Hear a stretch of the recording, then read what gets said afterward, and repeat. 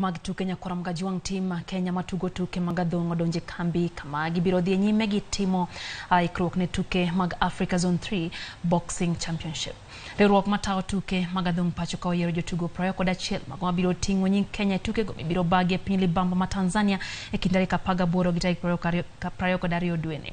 Moko kuom jotugo ma yawuoyi oting'o Abednego Chalo, David Karanja, Steve Olang, Edwin Okongo, Robert Okaka e kind mamoko. Kati ma wakeni oting'o jatugo kaka Chris Nogande, Veronica Mbithe, Stacy Ayoma, Friza Nyango, Elizabeth Andiego e kind mamoko.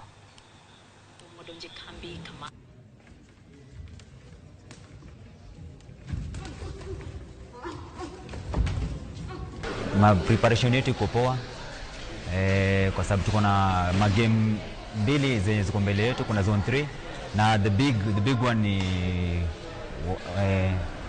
World Championship. World Championship, hiyo ndio the big one, na hiyo ndio target yetu kwa sababu hiyo ndio wenye kila mtu anapata ametarajia.